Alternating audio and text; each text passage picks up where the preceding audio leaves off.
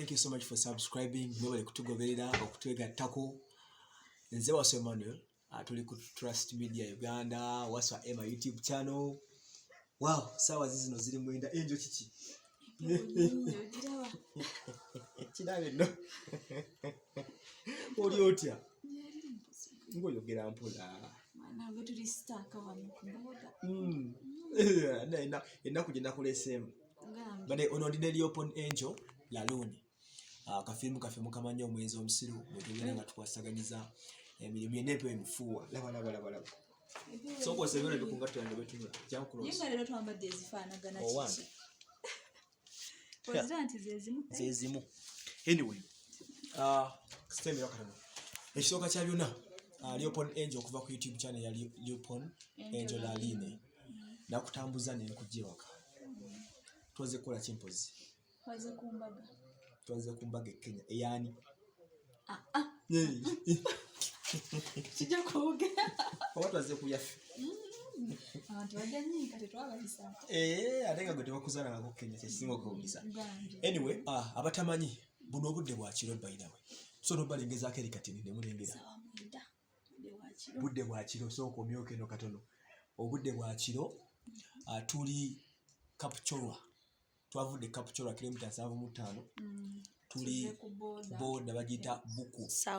Swam boda. Niyo bonye. Wansubiza okunkuba. Tutuse ku boda nga bagali. Saawa Mwenda. Ate nga boda ino era 24/7 open. Anti kateno ya mkyalo. Ya mkyalo tutuse ku boda bannange. Ku Saawa Mwenda ez'ekiro. Naye ekisinza tubonyabonya kibadde eki kivudde mu kkubo. Kati kubo bbi. Ekisooka kya bino omusonyiwa. Sinze nakozesa ensobi. Oyo Asha yali. Trip ezidako nza planning nze master plan na twateesezza. Twatambule ne bannaffe abalaga like 14 of them. Kuliko sister waffe. Sister wange bayita Auntie Asha gwe mmanyi obulungi. Ne Angel yagambye Emma tugenda ffenna. Gye tugenda yonna. So we had to move from Kampala. Twabadde supposed kuyita Malaba. Kibe kyabadde? Ate wangambye. Nekukabira Emma. Naye waliwo like a person yatubuzabuzizza. N'atugamba muyite Kapchorwa. Oba nabadde koji. Naye titini wetebate. Anti kati olaba Emma yagala nnyo tambula. Kati awulidde Kapchorwa Mbale biki n'obalama ngo. Ekisooka mbadde sigenda nkombaale. Nange. Kapchorwa ne wanyumira. Kati saategedde nti tugenda kufuna ebizibu mu kkubo. Kati mu buzibu obuvudde aleme kudda akubuza. Olugendo lubadde lulungi nnyo. Era enguudo ze Kapchorwa bazimba bulungi nnyo. Yabakyazizimba. Va kuno olusembyeyo. Oluguudo luva Mbale okujja Kapchorwa lulungi nnyo. Naye bw'otuuka Kapchorwa ovugako ng'ojjeno ku Swam 75 km. Eno oluguudo terunawa kuggwa baluzimbako kitundu.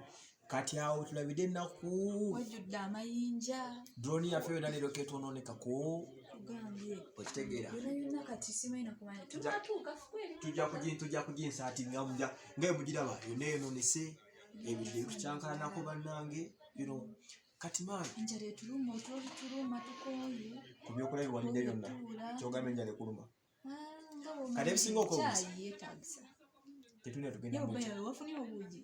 Obuugi mwali nnoonya. Nagenze mu Mbale restaurants. Actually tutumiddeko Asperia. Ogabaga. Akola marriage tips. Abeera Mbale. So kibi nnyo tutuse mu Mbale town kiro. Obadde bwa kiro nnyo. Nanoonyeza obuugi. In fact nabonyoneza Iganga. Ne bumbula. Town nabate bafumba buugi. N'endyamu emmere yabaddewo n'ebyadde biriwo bitonotono. So bwe tuvudde kati olugendo okukoma kuno ku lugendo wano. Nti olugendo lutufuddeko nga tumaze okutambula okuva Kapchorwa. Kati okutuuka eno ku boda ya gye bayita Swam. Eno waggulu abaali batambuddeko ba alternative. Eno mu nsozi bannange wali ensozi. Oteegendereza ekiyinja kivaayo bbu. Kivaayo kiggwira. Emmotoka ebadde esiraanye abantu bakabidde emmotoka amaziga. Nga tebabitegeererako ddala. Era ono omugole bagenda kumutumma leero wallahi. We had planned to get some notification kuba ngatebase. Kati ebyembi tuze tupapa. Tutuse ku boda ya Uganda, side ya Uganda. Nga tewaliwo bantu. Waggali. Naye ku side ya Kenya waliwo abakolawo abakuuma. naye nga side ya Kenya nayo nzigale oba kitegeera kani batugamba blood temulina clearance tetusobola kubakkiriza kuyingira Kenya ku ssaawa 9 ez'ekiro. We had to drive back emotoka era abala bali motoka ngembala abayitamu nina abo ng'obaggyeko ffe tuli just outside here tewali wakwebaka atawuni konna kasirifu embeera yakweraliikirira oba kitegeera bulungi nnyo. We have to wait for at least 3 hours naye kati empewo kutogenda genda engeri emotoka ogira webakamu. Kati what has been your experience embeera ekutambulidde etya?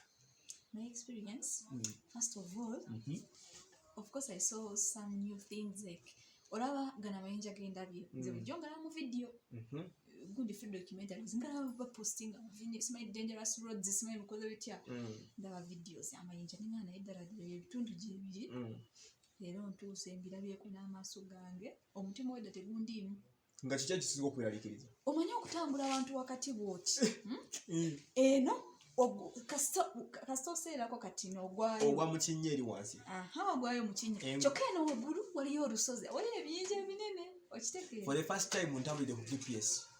In fact oluguudo tuluvuza ekiro naye nga tuvuga GPS nga kututambulira ey'essimu. Can you imagine? So ekyo kimpaddemu ekyokuyiga eki anti asholizeemu kiseko abaana mbaweerere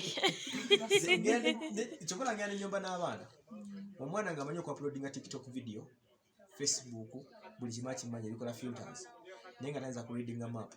Olunaku lwaleero ntudde ku map eyo ng'olina okuexercisinga byewasoma obiteeke ku lupapula nga any mistake you do banno nga babula oba okitegeera ng'olina okubeera sensitive nnyo otunuulire map nga bwekola ki ovuge banno omutuuke gye mukola ki gye mugenda. So for that case nfunyemu ekyokuyiga eki nti omwana oli oba tagenze ku university muweerere ayiga okusoma n'okuwandiika kikulu nnyo. Tutuse moment nga you have to use a map on the phone okutraveling okutuuka tukola ki wetugenda. It has been a very great experience. So in the morning hours at around 6 a.m. siyo kumacha bali njogere 6 p.m. I don't take it ne enjo onvaamu nnyo nawe yimba onvaamu nnyo bali njogere inaku zinayogera nnyo oluzungu naluyiga ekisooka mbeera naawe siyinza butaluyiga. Ekyokubiri ne mu Uganda YouTubers community. Ekyokusatu I'm trying to go to the African continent. So this is going to be my first time to enter Kenya. In fact, it's going to be my first international trip because we're from Uganda. Not your first. Wagenda ku Ekigali. Ate Ekigali nagenda sinafuka YouTube. Kati eyo togibala. Eyo sigibala. Era Ekigali ngenda kuddayo. So I'm not going to go deep to Kenya, deep there. Ngenda koma simakati ga Kenya. Trip ecyankalanya. I was supposed to go far. Naye kati tugikomye kumbaga. So expect big things kumbaga. That's one. The beast and the leopard. mu masuuti ne mu gomasi traditional wear waliwo akapeke tubategekedde full package. Sirika bisiri so manyani ge bagenda okwanjula bagenda kwanjula Angel oba ngenda kwanjula Emma. Tonyogeza ako bikako ojja kunemesa ofuna abawala kuveeko wama guys nsinza ababuulira muwulirize nti ntiki ogeza Angel bino byolimu ndeka abantu bajja ku ate ntera soma comments ntiki simanyi naye wana Emma mwana gwe simanyi Emma kino kiri mwesaana abakwogerako nnyo abaana naye wala abakuwaana ne bayitirira bagamba kiki kino kigenda mu maaso bagamba oli munaddiini nnyo ekisusse oba kitegedde ate nenobujja guys nga tuvudde ku bya firimu bungi nga si bya firimu ate nno nakula wansuubiza nempi olw'okumunyiiza ssebo yagambye agenda kunkuba empi. Anyway, ladies and gentlemen, first and foremost, thank you for supporting us. Go and subscribe on your phone. God bless you. Badde mu bibuuzo ne film batuba tudo zizanya ne film abadde akola bibuuzo banne eri open Angel atenga ya movie star fege tuina ne Brenda actually lead actress kat so temwiza kola bintu biranga temumulina ku set so but katugene moto katuiba kendoza ne bannaffe nga wetulinde ebirala as you're waiting. So binabo kedde njabalaga ku kibuga bitula wako mulala mujja musa ku channel yali open Angel owange mbatadde ko mutono I think Thanks for subscribing. Thank you so much. We love you. We love you. Eno video egwaddwa sister wange. Emmotoka weesiranidde awo. Sister obadde olowooza ki? Kambabuulire emmotoka esiraanye naye omanyi ng'ovuze kilomita nga 3 naye n'osalawo oddeyo emabega. Bannange mbadde muzi. Ne tusalawo tuddeyo tuyite Emalabba. Naye ng'olowooza ki? Simanyi. Ezziga eribadde awo. Ate nze omanyi nkaaba mangu era abadde ntandise. Lyoponera luno omulabye? Mulabye. Bulijjo omwogerako bwogezi. Kati mugambe ky'omugamba. Sooka osembera agambe ky'agamba. Bulijjo akunyumyako bunyumya. Bulijjo omunyumyako kya I love her smile. Otyo. Si kye nsinga omwogerako? Nnyo. Then the eyes. N'ekirala. Naye omutabani wange amwagala. Togamba nti nze. Wasa sinnakwogerako Emma. Sinnayogera ku linnya lya muntu. Mutabani wasinga mwagala. Tugenda kuleeta proposal zaffe. Nti ki? Tumwagala. She's a beautiful girl.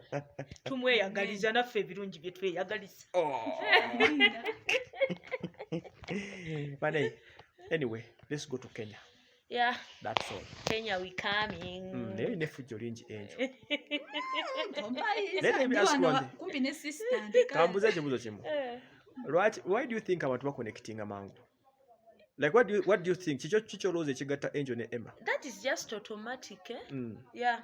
Omuntu okwagala omuntu kijjabuzie. Wesanga bwesanze nga mukwano gwo ng'akwagala ng'omusanyusa. Ekyo sikirinaako nnyo. It is not magic. It's not magic. Kale. Nze mbatadde. Kale.